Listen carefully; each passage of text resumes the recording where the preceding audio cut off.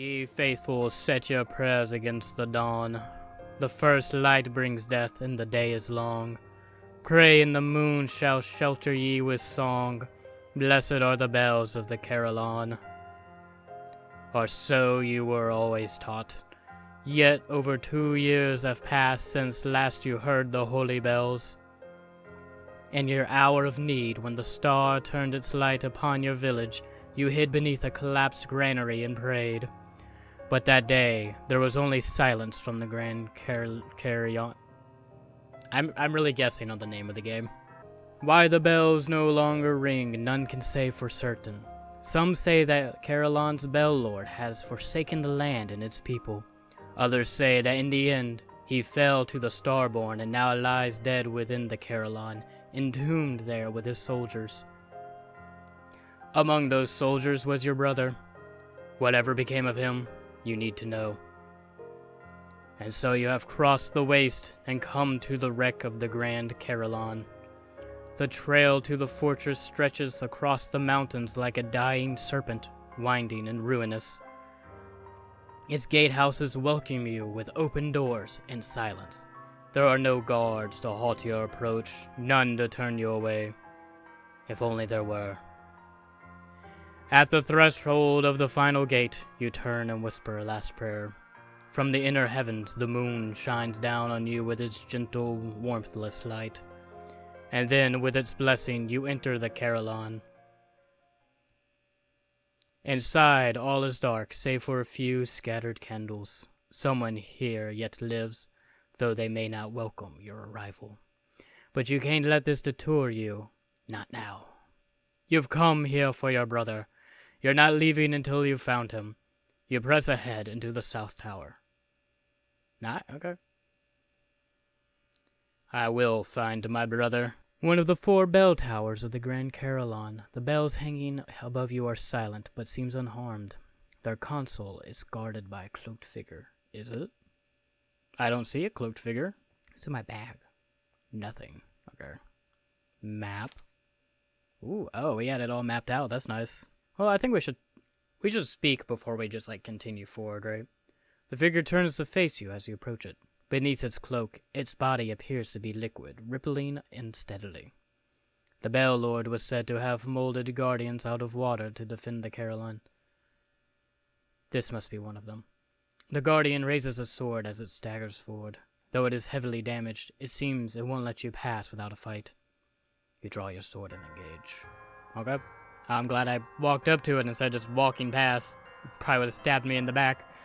Stand about 2 meters away from the guardian, with 2 meters between you and the wall behind you. Alright. At this distance, you're too far away to attack. However, if you were to advance a few steps... Yeah. Confirm. You advanced while the guardian remains motionless. From here you could hit the guardian with a lunge, but choosing to simply attack may not be wise.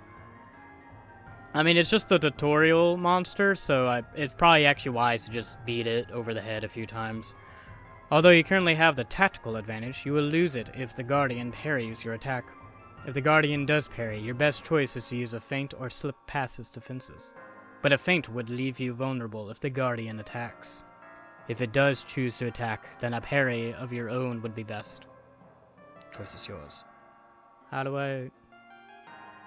I know? Let's just attack it. I don't know if he's gonna parry. Clumsily, it attempts to feint. You ignore its ploy and go for the attack. Got him. Guardian recoils, its body rippling wildly. So it's like a little bit of rock, paper, scissors, right? As it regains its composure, it appears more alert, more hostile. Perhaps it's not as badly damaged as it initially seemed. I don't even know how I heard it if it's water. This may not be an easy fight. I bet it's going to advance towards me and attack. So I'm going to parry. I'm just going to stay here and parry. The chance to change. It slowly extends its arm. You have the chance to... Okay. So it doesn't look like it's walking towards me. No, okay, it was. You accidentally collide with the shambling guardian and lose your balance. I had it the first time. I was right the first time. Parry. Stay put. Okay. I feel a surge of confidence. I now have the advantage. Attack! Kill him! Looks ready to react, so it's going to parry. Let's feint him. No, he steps back. The Guardian's form seems to stabilize. Okay, he has the advantage. So let's wait and parry.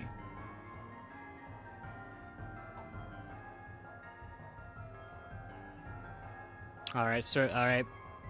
Killed him. Lowering its blade. So it's going to try and feint. So I hit him. I collided with him.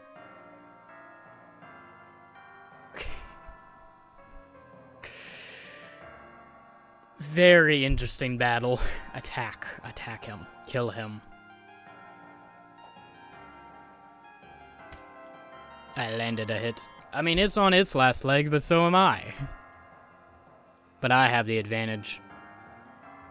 I'm going to stay and attack. And hope for the best. Okay, so it's going to attack too. So I should parry, yeah? No, what?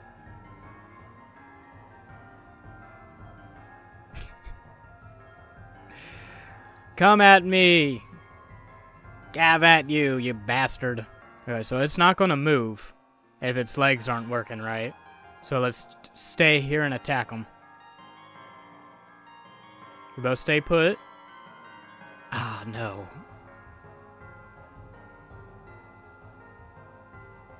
Faint.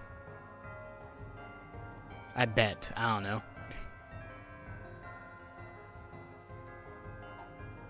Ah, man. I could have had him. I could have had him if I just attacked him. So it's trying to feint. What? Do I attack or parry? If it, I attack if it feints, right? Just okay. Can you stop moving away? Here, you can't move forward anymore. I'm just gonna go forward and attack. Yep, there we go. Okay, I got him. I got him. I got him.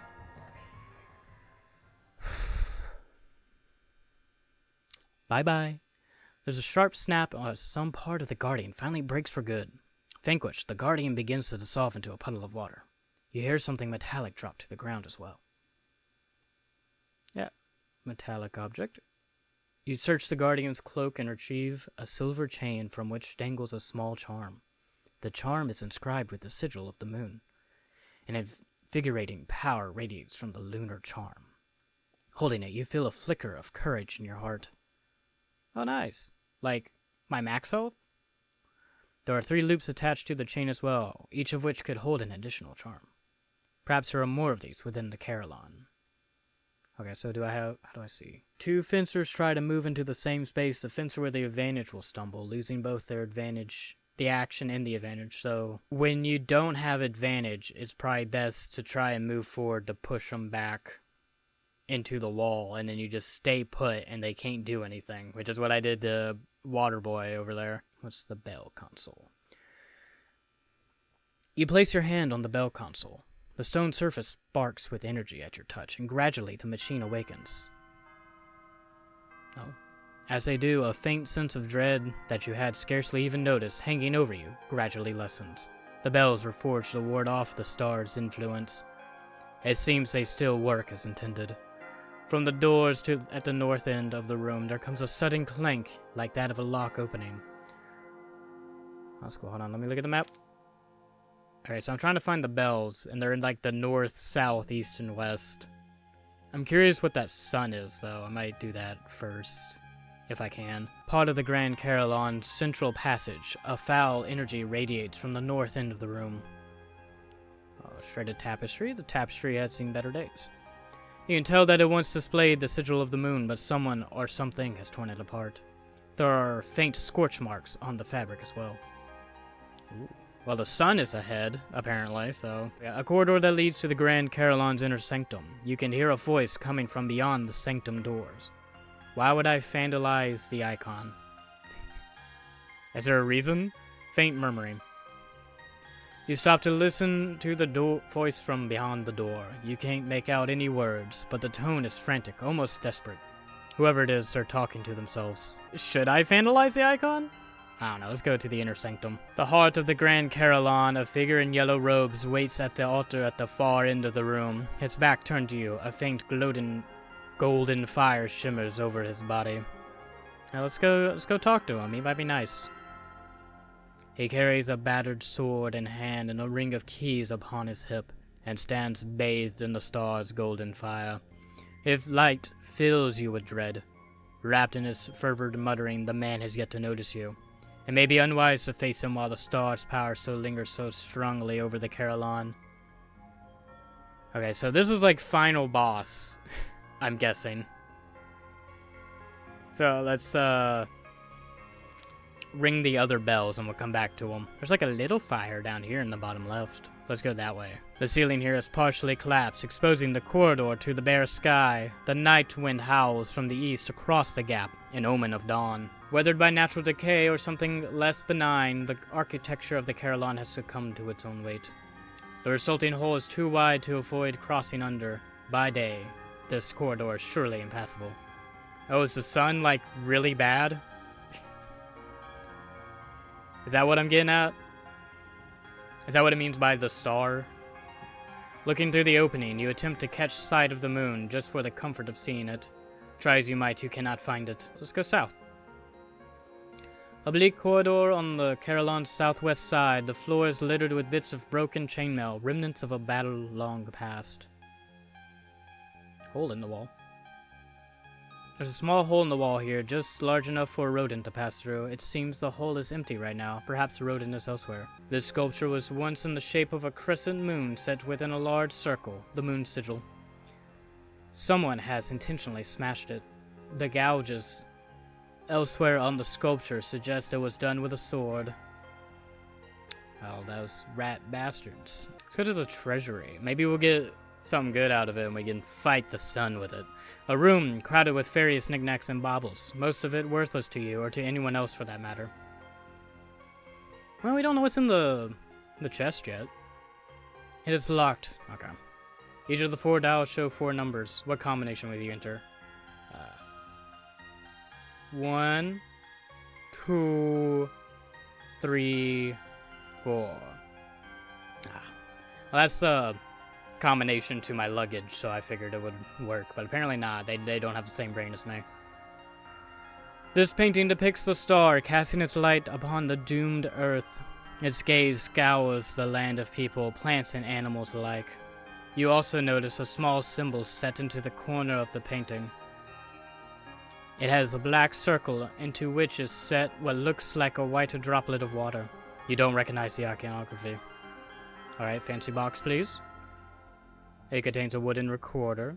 You bring the instrument to your lips and blow. It lets loose an unpleasantly shrill sound, like all recorders, yeah.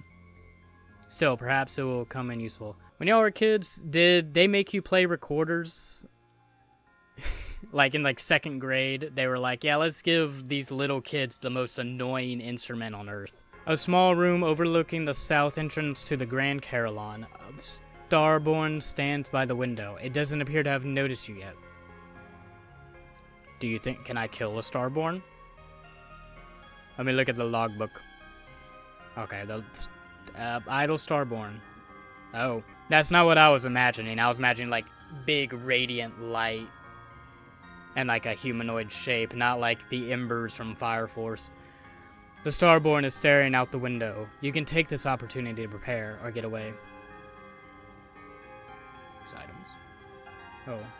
Oh, maybe I can get some and I can come back and it'll make it easier. A hallway filled with stone statues in a number of poses. The statues are surprisingly lifelike, down to their slightly painted expressions. Statue of a woman striding forward. Her arm is extended, pointing at something in the distance. Some to the west. Might be the bells. A statue of a kneeling figure, their face veiled by both their cloak and their hands. They're either in mourning or prayer. The statue of a man with a terrified expression. He holds his hands in the shape of a triangle in front of him, as though trying to ward off some unseen assailant. Alright. There's nothing else for them? Alright. West. A large room adjoining the Carillon's west tower. A dreadful creature hovers in the middle of the room, rhythmically beating its 6 wings. Oh, you're one ugly person. You find yourself faced with a creature of monstrous size and appearance. It lets out a low growl as it stares at you. Spitter runs down its countless tongues. Though it doesn't pursue you, its glare radiates hostility. It hovers in front of the door to the west tower. If you wish to pass, you'll first need to deal with this creature. I will come back. There might be easier ways to do things. I can't go see the circles yet, though, unfortunately. Curious what the eye is over in the east, so. A number of table chairs and a small fireplace. In better days, it might have been a nice place to pass an evening. Portrait. A portrait of a group of people, all smiling. A man in yellow sits at the center of the group, and a young girl stands at his left hand. Beside her, a woman in green is staring up at the sky. No, the woman is green, actually, if you look closely. On the opposite side of the painting are 2 old men holding hands. The last figure is a man in blue or perhaps green, reciting toward the back of the group. His smile seems a little forced. And they painted that? They didn't give him like a better smile when they painted it. Small book of various jottings. Not by the name of sun, but by another, lest in memory. A mirror that cleanses light, that by night we may. Alone, over Starsea, starving perhaps, and in its wake. None of it makes all that much sense. Yeah, I noticed that. Dig around the ashes of the hearth. Eventually, you unearth a small glass sphere. It's transparent red with a dark swirl at its center. You stow it in your bag. Ooh, what's that? We'll never know. To the west. Let's see what's in the library first. A library full of books in languages you've never seen before. You imagine it would take a lifetime to read them all. Well, yeah, because I don't know the languages. It's a book of children's stories, mostly of the cautionary variety. You turn to the one that has been bookmarked. Once there lived a young boy with a great curiosity. If he wished to know something, he wouldn't stop until he knew it for himself. If he wished to know what was at the bottom of a lake, he would swim to the bottom. If he wished to know whether a certain plant was poisonous, he would eat it and see. If one day, because he wished to know what the star truly looked like, the rest of the pages have been torn out. Don't look at the sun, kids. It's bad for your eyes. Simple book. You find a book titled Learning the Recorder Through Simple Song. Here we go. It seems a little out of place. Still, you can actually read it, which is more than you can say for most of the other literature around here. Take the book with you. Yeah, that's, can I play it? Can I learn? I can't learn, apparently. The cover of this book was illustrated with a great care and skill. 3 beasts prowl beneath the crescent moon, while a woman stands amidst them, cradling a silver chalice. If only the book's contents were so interesting. So you throw it in your bag anyways. Perhaps it could come in useful at the doorstep. Maybe. A plain hallway on the north end of the Carillon. A lantern lights the area, its golden flame dancing uncannily. Painted symbol. Painted image of the star maws the eastern door. It was painted in haste, or perhaps desperation. The star almost seems to glow. I feel like that might be a warning that something bad might be behind there, but let's go in there anyways. Oh, never mind. I need a key. To the north. The corpse of a gruesome creature lies against the northern end of this junction. The shriveled human remains nearby suggest it didn't die without a fight. Will I learn how to kill these things easier? That'd be nice. The creature that lies dead here is the same kind as the creature in the crescent chamber. At the distance you can see the countless teeth lining its maw and the various shades of yellow and orange in its feathers. The gashes in its waxy skin reveal bones that appear almost golden in the candlelight. Whatever it is and wherever it came from, the creature strikes a foreboding presence, even dead. Perhaps it's best to leave it into its repose. No, I mean, we might learn some secrets if we poke around it. Might find a weak point or something. This room's many long rectangular tables must have seen countless feasts, but now they stand mostly bare and deserted. Shards of glass and pottery crunch under your feet. The remains of someone's meal sit upon a plate on one of the tables. Is it so good? Can I get a snack? It's all gone. Horribly moldy, though. The only thing that still looks potentially edible is a moldy hunk of cheese. People did used to eat moldy cheese, you're fairly certain. And it's supposed to improve with age, too. Unless that was wine. Either way, you take the cheese. I mean, it depends on the cheese and how long it's been there. You find crystal goblets sitting on one table. It's half full of some foul liquid. Or is it half empty? Which you dump on the ground. Why? I guess she just wants a goblet. The goblet has an interesting way of reflecting light. You bring it along in case you need it later. I mean, it might have been wine in there. You don't know. And as we all know, wine does better aged. Unless that was cheese, of course. A chamber that could use a good cleaning. A pit latrine sits at the north end of the room, while a small basin full of water is affixed to the south wall. The water in the basin is stagnant and foul. Even so, you scoop some up into your goblet. Why? You just poured out vile liquid to put more in? A bit of water, no matter how disgusting, could always come in handy. I wouldn't drink that. Against your better judgment, you inspect the latrine. As you hold your breath and stare deep into the pit, you catch sight of something sparkling at the very bottom. Fortunately, whatever it is, you have no way to reach it. Something along the lines of a rope and bucket might suffice. I will be on the lookout. I will be on the lookout. A room once used to prepare meals for the Carillon's inhabitants, only the mess remains now. Ooh, slab of meat? Against all odds, it seems almost fresh, enough to eat. A decent meal is hard to come by these days. You find a towel to wrap it in and toss the meat in your bag. It's raw. We don't even know what animal it was. It's probably whatever was slain in that other room. Though it may have been once been used for cooking, the stove is broken beyond repair. Oddly, parts of it appear as though they were melted by an intense heat. I wonder what caused that. Within, half buried by debris, a small object glitters in the candlelight, catching your eye. You reach in to retrieve it and find a small yellow marble, slightly chipped in place and scorched in others. At the center of the marble is a streak of brighter material, almost like a ray of light caught in the glass. You give the marble a polish on your cloak and place it into your bag. So now I got 2 marbles. I got a red marble and a yellow marble. I wonder if there's a place to put in marbles. It might be where those 3 black orbs are. A room full of decaying food. A starborn squats in the far corner, slowly gnawing on something you doubt is edible. It seems oblivious to your presence for now. Starborn is busy with its meal. You could, use an item. Goblet of water. The water sizzles as it meets the starborn's flames and seems to injure the foul creature. Enraged, it lunges at you.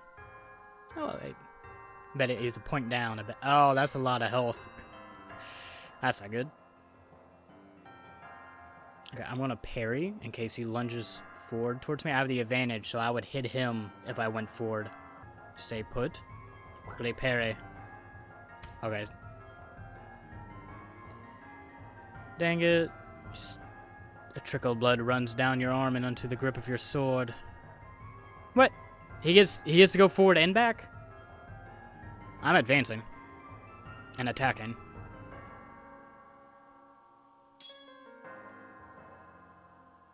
Narrowly avoiding the blade. Okay, we're getting him. Attack. But we're gonna stay. Waves its sword back and forth. That sounds like an attack to me. Oh, we both parried. We're gonna feint. We're also going to advance. And hope he also advances. Okay, nope.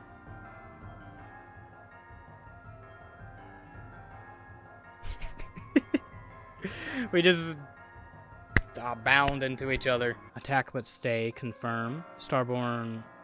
What was that again? That was a parry, right? Alright, so I should feint, right? Because parry. Oh, it's backwards.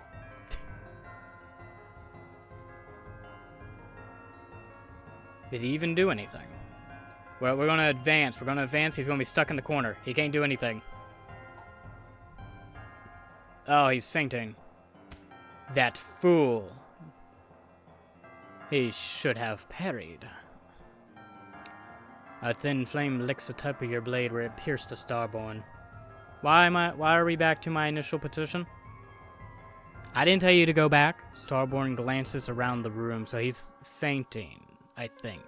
So I should just attack. Stay put. Attack. Yes, okay. He was pretending to be distracted. I mean, I feel like the best thing to do is just attack still. A little jumpy. Is he gonna jump forward? I don't know what this means. Oh, that's not good. Okay, so jumpy means he's parrying. I'm gonna parry. Okay, we both parried. Nothing happened. Attack. Attack him. Hunkers down. So he's just gonna stay in place and not do anything? Yeah, okay. We're good. It howls and claws as its wound. Press the advantage. He's going to faint. And go backwards. Attack. And advance. We're gonna hope. Okay. Ah, that's not good. I get hit one more time, I'm done for. Let's parry. Let's hope he comes for me and attacks. No, okay. That's not good. Everything goes black. I just died. Okay. But I still have my stuff? Okay, that's not too bad then. We'll come fight them later. Let's go east. A hallway decorated with candles and various ornamental shields. Though the room is bright, it does little to ease the mood. Shields. Ornate shield.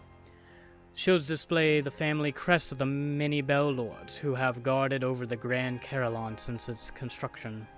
The most recent Bell Lord's crest is an eye from which falls a silver tear. For whatever reason, the image has always unsettled you. Simple. These shields bear the heraldry of the soldiers who once served the Carillon. Most of them have been damaged by flames. You can't find your family's heraldry at all. That's sad. Maybe we didn't actually work here. We don't. Do you know your brother was actually a guard here, or did he just say he was a guard here? One undamaged shield depicts a gray square set within a black circle.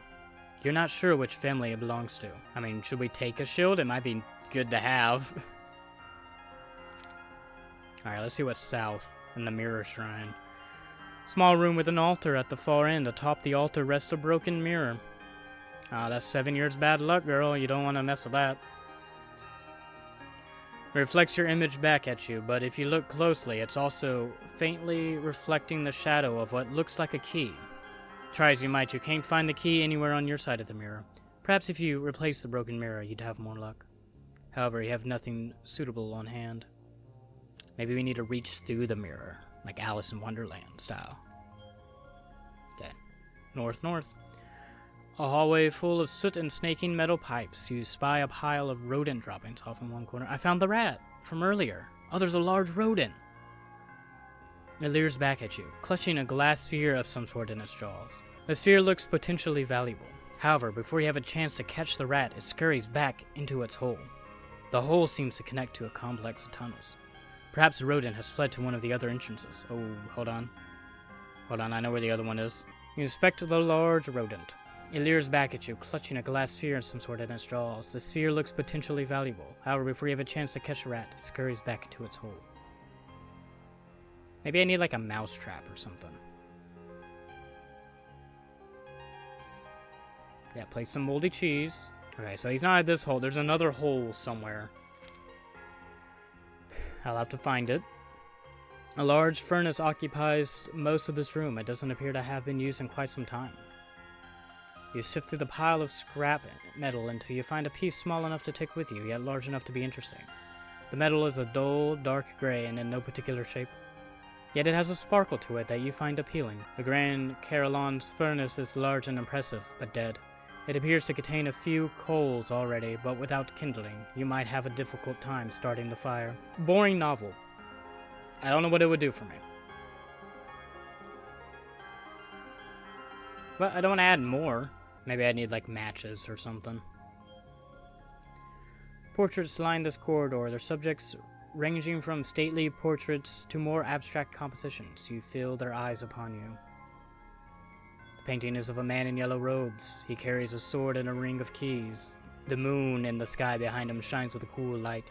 There is something faintly off about the man's eyes. Yeah, I met him earlier, didn't I? I assume that's the same guy. Ugly portrait. Well, don't be mean. You stare at the hideous fidgets set upon the wall and it stares back with almost palpable malice. The painting was, at one point, probably of a pleasant couple, but it appears to have been revised at some later point. Judging by the thickness of the paint in certain places, perhaps revised multiple times, certainly never by anyone who knew what they were doing. The final product is profoundly unsettling. You promptly remove it from the wall. What? Why did I take it? Thought it was ugly. A room that once housed part of the Grand Carillon's garrison. Artifacts of their habitation are scattered over here. You poke around in the cabinet. It's full of dusty uniforms, none of which are much use to you. However, inside one of the leather pouches you find a small amulet. You recognize the amulet as the one you gave your brother on his 16th birthday just before he left to join the Carillon garrison. In his letter, he told you he never went anywhere without it. If this amulet is here, then your brother must be here too. Yeah, he's probably dead. Let's be real. Let's be real here. You plunder a blanket from the soldier's bed. It's not exactly warm, but you suppose it'd do in a pinch. In the desk, you find the diary of a soldier. It's not your brother's, but in her diary, the soldier does mention him a couple times. She mostly seems irritated by his jokes. You can sympathize. The soldier's diary ends randomly on what seems to be an insignificant date. The last entry is dated over 2 years ago. When did the Carillon go under? If it was 2 years ago, it wasn't an insignificant date. A room adjoining the Carillon's east tower, a glowing crystal sits upon a pedestal in the center of the room. Its light glints off the 4 glass panels by the east tower door. You inspect the crystal. It radiates a bright but diffuse blue light. The light from the crystal glints off the glass panels surrounding the east tower door. They glow as well, perhaps from having absorbed the light, but only faintly. If you had some way of focusing the light, perhaps you could accelerate the process. Oh, I do have a crystal goblet. Point the beam at a circle. Square. Diamond. Triangle. Yeah. Okay. I don't know the password yet. In the shapes of a triangle, square, or circle, diamond, they glow very faintly and seem like they might be connected to the east tower somehow. The east side of the room is sectioned off with metal bars, forming a cell in which a reclusive-looking man sits and watches you. He gives you a curt nod. Oh, you're still alive? You approach the cell and the reclusive man stands and walks over to the bars. Oh, now here's a new face. Welcome to my humble abode. Not much, but it's better than nothing. He wraps his fist against the bars, which you notice are made of the same silvery metal as the bells. Safer in here than out there, anyhow. Now then, crossing paths with a stranger in here of all places. Awfully peculiar, no? Tell me, what brings you to the Grand Carillon? My brother. Oh, looking for someone? Are you? Can't say I've seen him around, or anyone else, at that, but I hope you find him. And while you're looking, perhaps you could find me a little something for me as well. See, I'm looking for a peculiar rarity, the eye of a starborn. 2 of them, to be precise. Ah, but these old bones are hardly fit for fighting. I see you got a sword, though. Mind hunting down a couple starborn and bringing me their eyes? They killed me last time. Okay. I don't think this is gonna happen.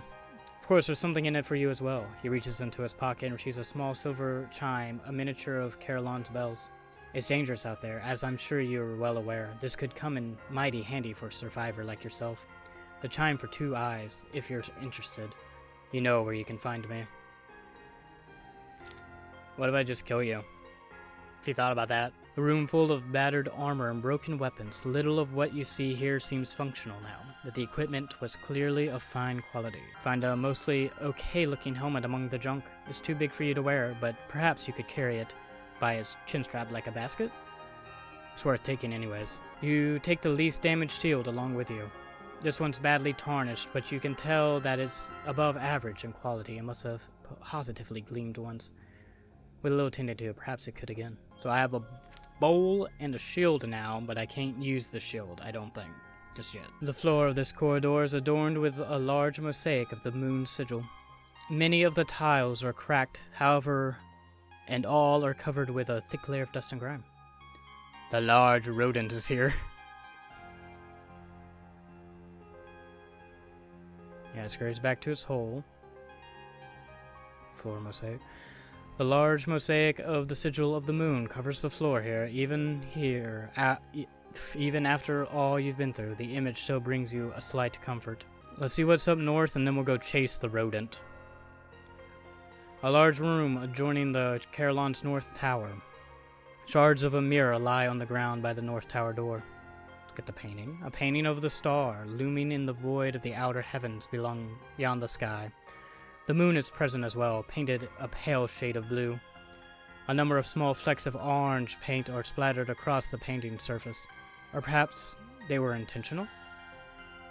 I mean, it's on the frame, so probably not. East first. Small bedroom, once opulent, but now ruined. The furniture has all been pushed away from the north wall, leaving it bare. Across from it, a lantern sits atop a small stand. I would like a lantern. It's made of golden material, though its construction is rough, almost falling apart in places. A candle burns inside it with a yellow light. On the front of the lantern, there is a slot into which a small spherical object can be inserted. Red. As the light from the candle passes through the marble, the dark shape within it casts a long, amorphous shadow. It crawls up the bare wall of the room and seems to twitch as the flame flickers within the lantern. But then the shadow opens its eyes. There's a shadow? The shadow of a young woman is cast on the wall before you. She glances around, panicked as though she has just awoken in an unknown room. Then she stares at you. Hold out my hand. Her eyes dart to the sword at your hip, and she flinches away.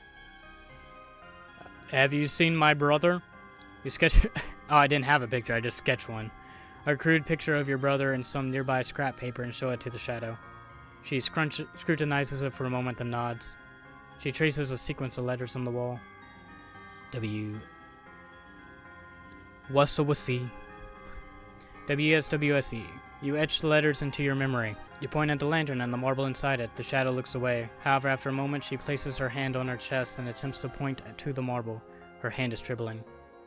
I will remove the marble. What does the yellow marble do?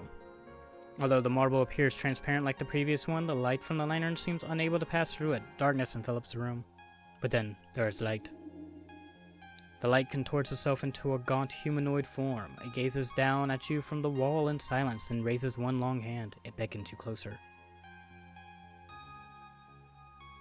Heeding some primeval instinct, you step away from the thing on the wall towards the lantern. The entity begins to twitch erratically. Its arm stretches down the wall across the floor, snaking towards your feet, but before it has a chance to touch you, you rip the yellow marble from the lantern. Whoever that thing was, it wasn't what you came here for.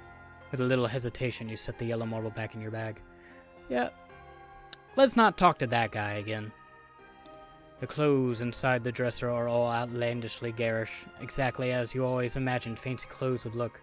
After rummaging through the dresser for a minute or two, you pull out the least offensive article of clothing you could find, a reddish gown. Actually, this is still pretty tacky. You keep it anyways. Can I put it on? No. A tattered journal lies on the bedside table, though much of it is too damaged to read. A few pages remain legible. If it is true, just think what doors it may open. Perhaps it could even solve the riddle of the light.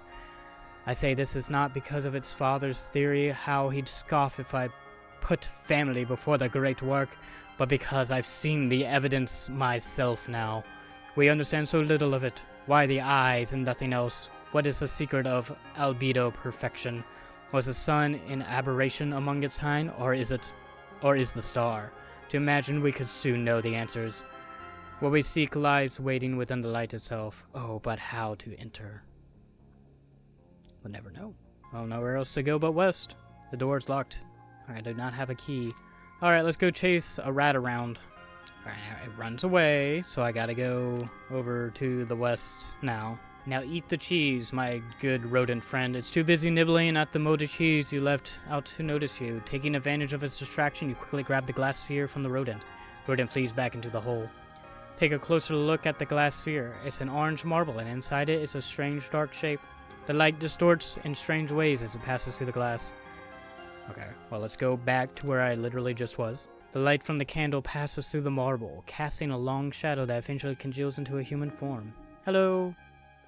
You seem nicer than the light man. The shadow of a robed man stares down at you from the wall. There's a weariness in his eyes as he nods and raises one finger. As though writing, the shadows traces his finger across the wall, forming a sequence of shapes. Circle, triangle, diamond, square.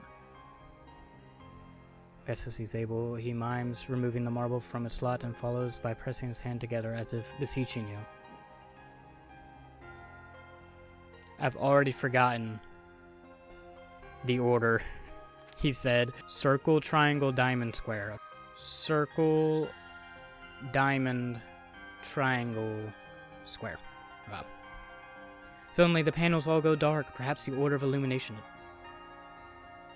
Circle, I did diamond. Hold on. God damn it, I didn't mean to press that.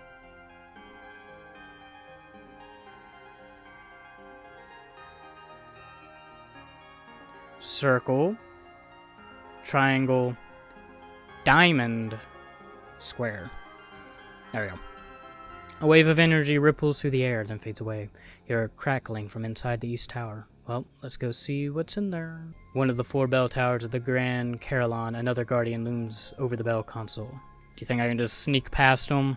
No, okay. As you do, the guardian of the east tower turns and lumbers towards the center of the room to meet you. It's somewhat bulkier than the south tower's guardian and appears far more functional. However, you notice a slight slouch in its posture and pulses of blue light crackling within him. The light of the same as from the crystal in the adjoining chamber. Perhaps what you did to the glass panel here has had some effect on the guardian. Regardless of its damage, however, it draws its sword and takes a defensive stance. If you seek to ring the eastern bells, you have no choice but to fight. But this one will be harder, and I don't want that. Advance and attack him. Tenses its sword, it's going to attack as well, I think. Let's parry. Okay, so I did attack, but it also came forward. Okay. I don't think I've ever gotten first hit on any of these guys.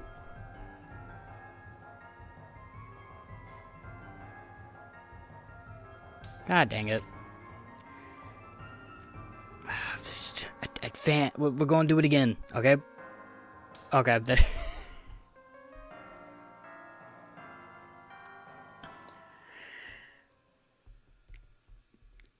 Just decimated me. I didn't read that. Said if I was having trouble, which I am. But I don't know what it said.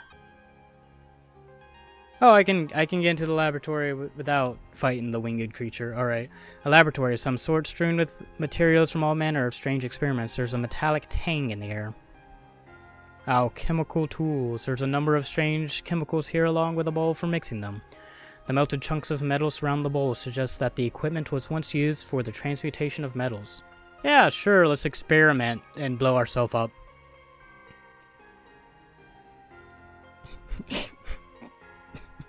I had red sludge.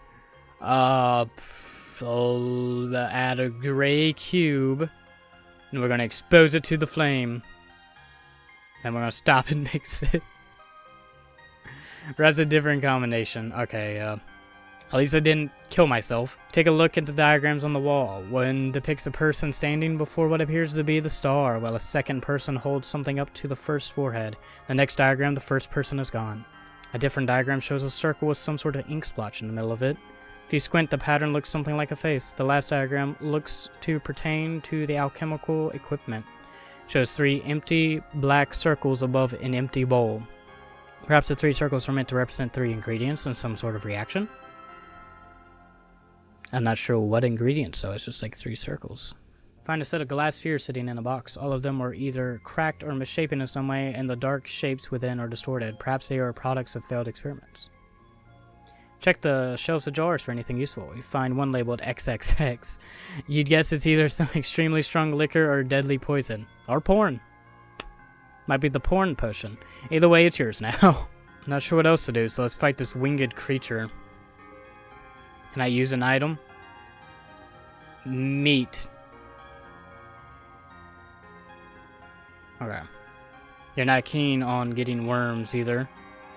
Okay, hold on. I will soothe the beast with music. With the knowledge you were able to glean from the songbook, you play a gentle melody on the recorder. This seems to please the creature. It closes its eyes and makes a strange, soft sound. Finally, it lands on the ground and lies still. The slow, steady rumble of its breath suggests that it may be asleep. Now's your chance to sneak past. Sure thing. One of the 4 bell towers of the Grand Carillon, the bell console is presided over by a cloaked guardian. Maybe this one will be easier to kill. Before you have a chance to react, it draws its sword and comes charging at you. Its movements are much quicker than those of the guardians you face in the South Tower. You brace yourself for a fierce battle. Okay, so this one only has 4. Attack. It's gonna come at me. Tenses, it's gonna parry. It's gonna come at me and I'm gonna parry it. Nice, got him. I feel like with how quick it is, it's just always gonna try and advance on me, so let's just try attacking.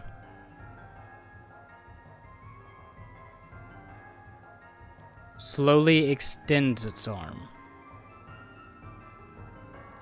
Is that a parry? I don't know, we're gonna attack and hope for the best.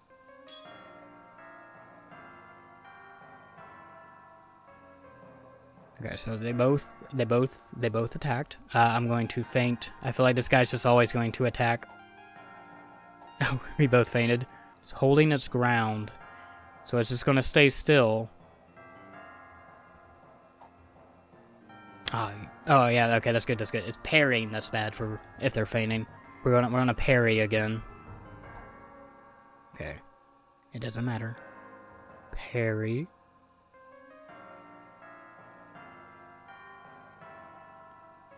Okay, so he's going to try and advance. Oh, he's going to try to feint. If he comes towards me, that's going to be bad. So let's attack. Nice, okay. Shouldn't have feinted. Dummy. Attack. Close to its chest. I feel like it's going to parry. So let's feint. Okay, he ran away. We're going to advance and attack.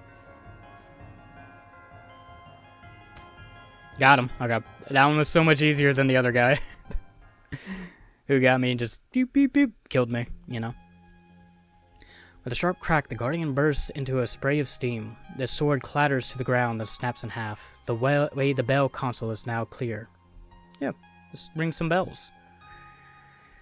You place your hand on the bell console and feel a pulse of energy beneath your palm. The bell begins to peal. You feel the influence of the star begin to wane. Did I gain more health? I gained health last time, didn't I? Or something? I don't know. What did I get last time? I don't even remember. Oh yeah, mirror. Do I have what I need for this now? Oh yeah. Okay. Tarnish sealed. Okay. Needs polishing. What would I polish it with? The tasteless gown. For your troubles, all that you manage to do is rip the gown in several places. More blanket. The softness of the blanket makes it not particularly effective for the job. Okay, so I don't have what I need. 3 more pieces of kindling should suffice. I don't think I need the songbook anymore. The tasteless gown, I'm never gonna wear it. And the ugly portrait. I'll keep the recorder. You use one of the many candles lying around to light the kindling, and soon you have a decently large fire burning inside the furnace. Cold blanket. You hold it up to your face and soak in the warmth. With the blanket properly heated, you close the furnace and hatch and depart. No, hold on. Raw meat. You skewer the meat at the end of your sword and dangle it over the fire for a bit. Before long, the meat begins to sizzle and change color. When you're satisfied with the meat has been thoroughly cooked, you close the furnace hatch and depart. Yummy, yummy. I guess we gotta kill some embers, right? That's the only thing I can think to do. Like I was just so bad at killing them. Use items. Do I not have water anymore? Meat and poison. You spread the poison over the cooked meat and set it at the ground as bait for the starborn. As intended, after a moment, the starborn glances over its shoulder and finds the bait. Tears into the meat like a starving animal. However, it's not long before it begins howling and clutching its gut. As it stumbles around the room, it catches sight of you. Enraged, the starborn attacks. Okay. I mean, we could have left and then come back later instead of watching, but alright. I'm gonna stay and attack. A little jumpy, he's definitely gonna come for me. That's not good. He's gonna attack again. Parry.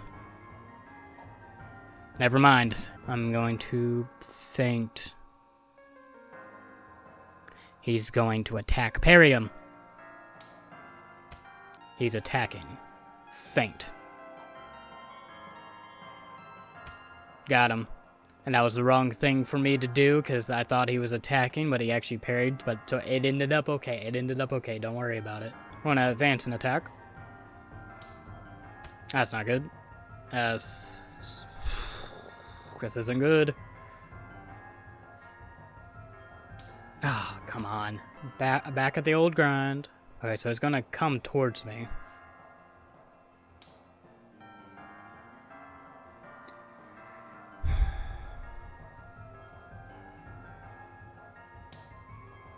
Okay, we're just parrying each other now. No, come on.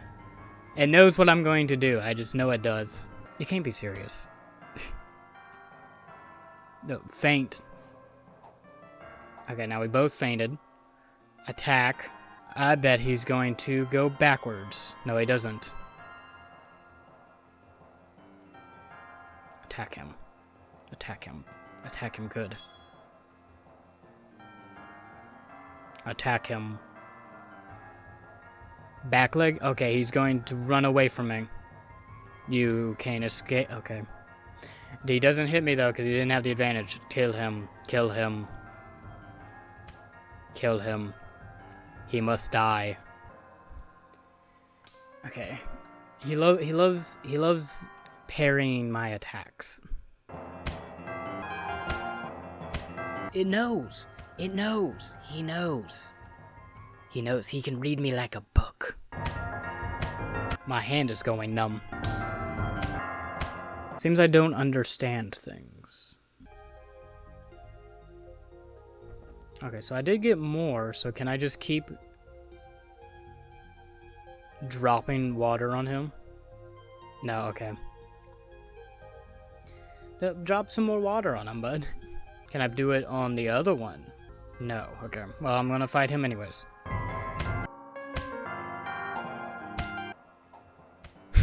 Okay. You're gonna have to stop fainting at some point. No! God dang it. So we need to step forward and attack. Alright, got him. Okay. He's dead. He's dead. So I told him I'd get him eventually. Once I see something gleaming and pick it up. It's a sphere of a glass-like substance and you feel magical energy pulsing within it. You pocket the sphere and leave the rest of the starboard. No, we need his eyes. Unless that was his eyes, I guess. Was deemed of no further use by his lordship and it to be safely disposed of at next dust. We additionally received the week's shipment of provisions, though several of the convoy soldiers were lost to the star. Lastly, the fourth and his lordship's daughter returned from their expedition 5 bells prior. They brought with them a shard of a gold-like substance which the fourth and they had found in a crater in the White Hills. His lordship and the 4 masters are sequestered in study of the shard. With this, perhaps the research can finally resume. Looking ahead, no visitors are expected to arrive during the next night. The subsequent day is projected to last 30 hours. The garrison is preparing to adjust for the unusually long duration. There's a loose length of rope dangling from it which might be of use. Yes, I need a bucket now. Which I wonder if the other one has it. The other Ember dude. No, not faint. Dang it. Oh yeah, that's right. Jumpy means parry, so it should be faint. Faint's right. Got him. Okay. Attack. I don't even know what that one's supposed to mean still.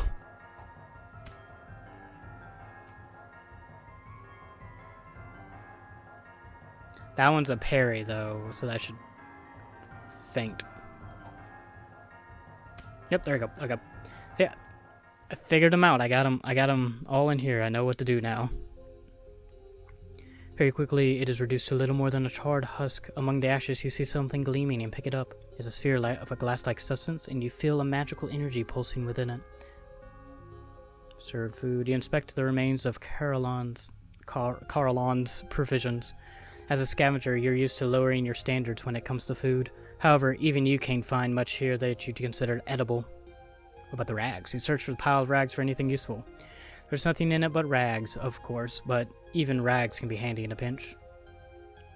Oh, the roughest. Oh, yes. Yeah, rough rags. That's exactly what I need. Might as well talk to him first. Yeah, I brought the eyes. Here you go.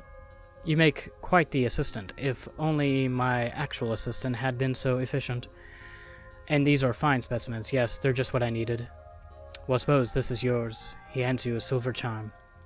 A mysterious energy courses across his soul silver surface. Your attacks now do 1 more damage. Oh, nice. Hope it's of use to you. It certainly was to me. That's actually really handy. Is it just attack, or if I like parry and then attack, does that count too? And now, with that concluded, I should really be going before he finds me here. Before you can ask who he is, the man hurries over to the window opposite cell bars and climbs out. Pleasure making your acquaintance, however brief it may have been. But let's not meet again. Oh, sure. I don't want to see you anyways. You take the cloth to the shield and begin scouring. With a bit of scrubbing, the shield begins to shine like new. You can see the key clearly now as it hovers somewhere inside the mirror world, but that's not the strangest part. The strangest part is how your reflection seems to be moving on her own. She grins at you from inside the mirror and snatches the key.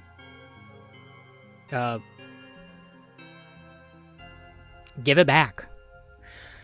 Your mirror image smiles back at you, the key dangling from a cord on her wrist. After a moment's pause, she stares upward, then points at the ground with one hand, while holding the other in front of her face. She gives you an expectant look. Hide face? Next, she forms a triangle with her hand, shuts one eye, and bows her head. Triangle. After you respond, she points to you, bringing her palms together and tilts her head to the side. Palms together. I know what it is. Hold up. Pointing, triangle, praying. Point at ground, form triangle, palms together. No? Hold up. Hide face, form triangle, point at her. There we go.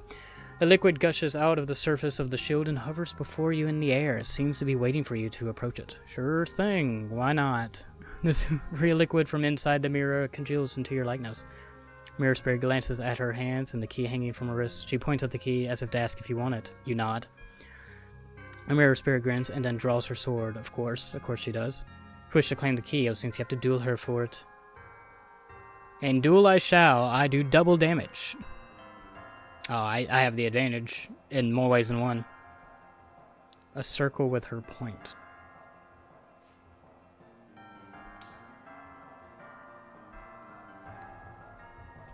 So circle with her point is Ah, that's a feint. Okay, that's not good. Circle with a point is parried. I need to remember that. Attacker. Got him that time. Ooh, and see, that's 2 damage. I just have to hit you twice. Against the ground, I bet she's fainting. I bet she's gonna come towards me, though. Yeah.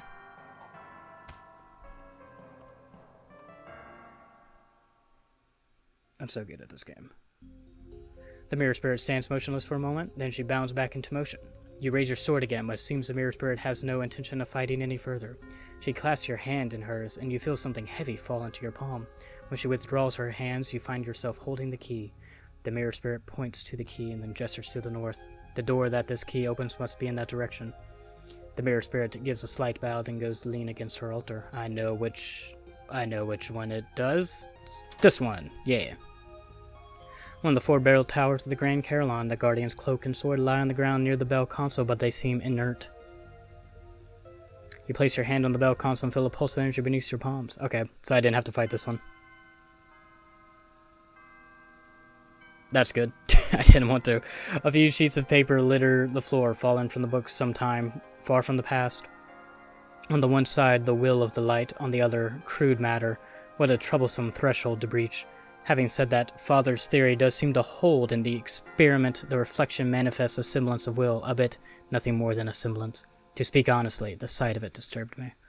Though I'm ready to discard this approach as a failure and begin anew, Father and 3 of the masters seem set to continue. Accordingly, the 4th and I have devised our own parallel experiment. He is admittedly not the easiest to work with, but I would never shy from the chance to contribute to the research, even if only as his assistant. We depart at the next dusk to gather the necessary materials. Alright. Would you like to tell me what those materials are? Okay, you're the only one left. Before I have to fight Big Boy. So let's go ahead and kill you, I believe. Or try to. Oh, come on. They always know when to feint for me, I swear. Okay. So you came forward and then did nothing? That was just really dumb of you. Okay, he's gonna parry. So I need to feint. Yeah, there we go. Okay. I'm gonna finish him off. Close to his chest. So he's gonna feint. He's gonna parry. Also, this would also be a parry, yeah? Yeah, okay.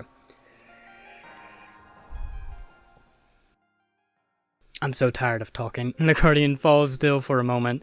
Then, like a ruptured bubble, it suddenly bursts. You wipe the spray of water off your face and turn your eyes to the bell console. With all 4 bells restored, the star's influence has lifted almost entirely from the Grand Carillon. However, your search isn't over yet. One place yet remains, the inner sanctum. Placing your faith in the moon's protection, you set out for the chamber in the center of the Carillon. Well, there's one more thing, right? There's this. I don't have the key. It might be after I fight the final boss. Might be like an extra thing. Oh, it's vandalized icon, not vandalize the icon. Someone has defaced the sigil of the moon above the sanctum door with a painted star. An ill omen for if you ever saw one. Alright, let's go kill this guy. You approach the figure hunched over the altar. He carries a battered sword in hand, a ring of keys upon his hip, and the star golden fire washes over his body. Though its light fills you with dread, the ringing of the bells gives you strength. The man appears to be in great pain and has yet to notice you. Is there a way for me to get more health? Didn't I have like more things? Yeah, I have 1 out of 4, so I never found any of the others. At the sound, the man turns to face you. His face is one you recognize. You've seen his likeness in paintings and books and the statue in the square of your village. The man who stands before you is the Bell Lord himself. Yet something terribly wrong about him. He sways and trembles like the flames upon him, and his eyes are filled with a feverish intensity. You, the bells. He winces as he speaks, as though each peal were a hammer upon his skull. So this is your doing? The Bell Lord staggers towards you, but you hold your ground. Did the 4th send you to meddle in our research, to kill me? Do you even know what you're doing? I'm just trying to find my brother. Okay. He brandishes his sword and points it at you. The star's fire courses down the blade. But it doesn't matter. You cannot forestall the dawn. There can be no more interruptions. Oh, I'm gonna interrupt you. Don't worry about that. Wait on his back foot, so he's going to retreat. No, he's not. He lied to me. Flames surge up the Bell-Lord's sword as he extends. Feel the cut of the Bell-Lord's sword. You stagger backward. You coming here was a mistake. Apparently. Oh, come on. They always know when I'm parrying, I swear. Now, to conclude. Parry again. Okay, no. See, they know. They know. They know. They know. They know. They know when I'm parrying. Alright, so he's going to come forward when he puts his weight on his back foot. Or maybe that means he's going to attack. Retreat. Real quick. Parry. The Bell-Lord lets the point of his blade want. He is fainting. He's going to faint. We'll never know since he ran away, but, you know, we're gonna rush forward, attack him. Good. Faint. Okay, he planted his foot firmly, but he withdrew. Does that mean he was going to attack? I think that's what planting his foot firmly means in this instance. Lowers his center of... I think he's parrying. That's going to be my assumption. No, he also he fainted. Oh, he like got down, I guess. Yeah, we both... Now it's just a stalemate. Tightens his grip on his sword, so he's going to attack. Yes, okay. So that's attacking. Our research will not be interrupted. I bet he's going to parry. On that one. He's too far away anyways. Okay, damn. You coming here was a mistake. There was, absolutely. You're absolutely right.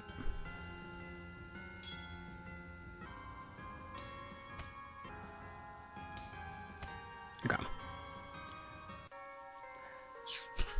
I didn't read it again. He gave it to me for the first time in a while, and it didn't read it. He's gonna parry. No, he's gonna back away from me. Like a coward. Okay, so I got him once. Okay, advance on him and then attack. God dang it. Attack him! None of his stuff makes sense. Okay, oh my gosh. Can you, like, stop.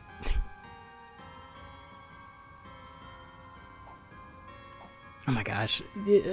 See, just all of it's backwards. He's going to attack. Let's feint. Wait, no. I had it backward. I needed to parry. I'm an idiot.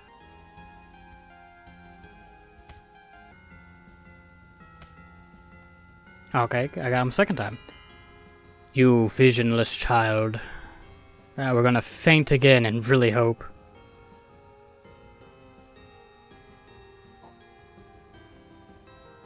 Okay, please advance. No! Oh, yay, it's fine.